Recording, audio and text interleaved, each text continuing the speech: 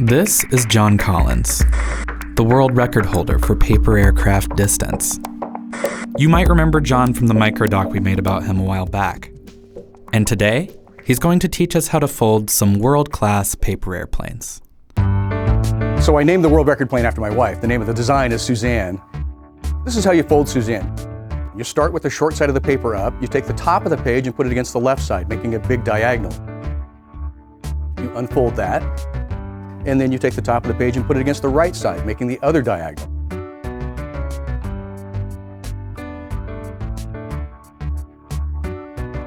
So now when you unfold that, you've got an X in the page. Now the first step after that is to take the right-hand edge from the creased corner down to the other crease and put that against the diagonal fold. You do the same thing for the left side. You can either unfold that edge or leave it folded and move the other edge over. And then you make a fold straight down. The top of the plane gets folded down right straight across the center of that X. You have to line up the top of the diagonals with the bottom of the diagonals. One long crease from the top layer to the bottom layer, because in the next move you're going to use those diagonal creases. You're going to fold those just following the existing creases.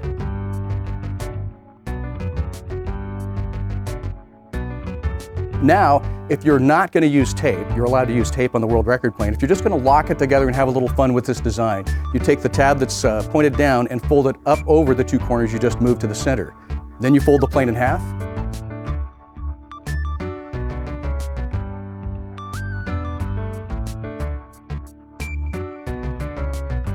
And then you make the wing folds.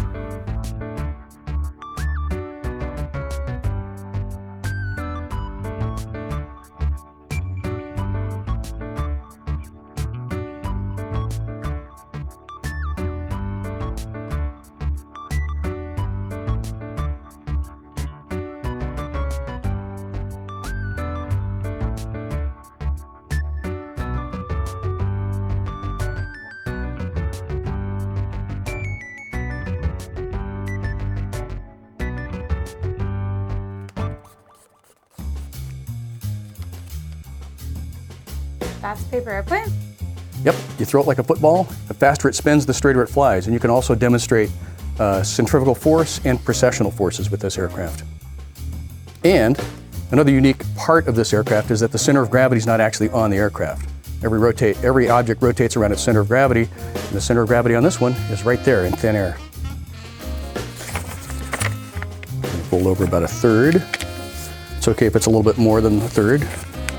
Fold the third in half, fold that in half again, and we're going to start turning it into a circle.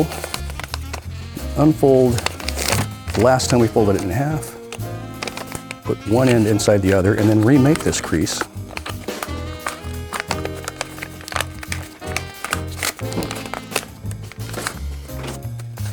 And then just lock the back of it together with just a little tuck. Right there.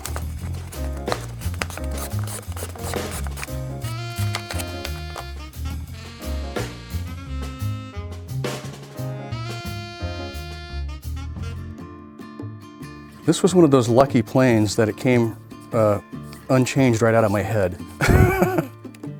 And when you see the folding technique, you're going to go, what's going on in that guy's head? We're going to start with the short side up, and we're going to fold in half. And now we're going to find the halfway point, the midpoint on this long creased edge here, and making just a little pinch. Now we're going to find the 1/4 point, which is the midway point between our half point. And we're going to use our 1/4 point. We're going to make a crease that goes from the 1/4 point up to this corner right here. And now we're going to squash this flap right here. You're going to open it up and press it flat. Flip it over and fold that flap the other direction. Now what we're going to do is start to put these points into these pockets. Take this point down and line it up with the bottom of the pocket. I'm going to flip it over and I'm going to make another crease. What we're going to do now is start to narrow this even more. So in order to narrow it enough to go in there, I'm actually going to roll this up and over. I'm just going to narrow it so that it fits just inside this triangle. Now you can press it all flat. There's a lot going on. Let's do the other side. We've been up here like this. We want to go down just before we get to this point here so that we're just inside there. Now we're going to lift and narrow just to the inside, insert it into the pocket, and press it flat. So we were down like this, and now we're going up like that.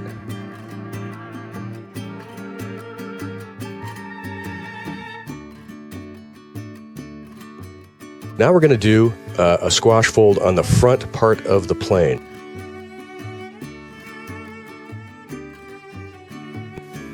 Now we're going to flip it over, and I'm going to fold the nose back just between these two shoulder points right here. Now we're going to fold it in half. Now we just need to make wings and winglets, and we're just about there.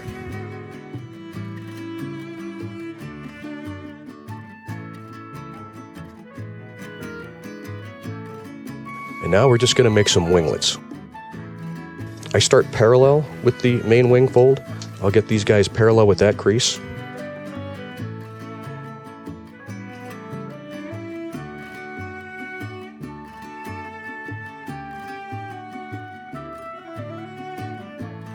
And we'll lift the winglets so that they're vertical when we get the correct wing trim here. This is a superb stunt plane. Circles left, circles right. Does a loop. It'll even do 2 loops outside if you trim it. The really shallow up elevator, you can get it to actually do 2 loops in one flight. One will be a giant loop, and the other one might be a little kick loop at the bottom as it comes around to recover from the first big loop. You'll see what I mean. Take it outside and have some fun. This is the Boomerang 1.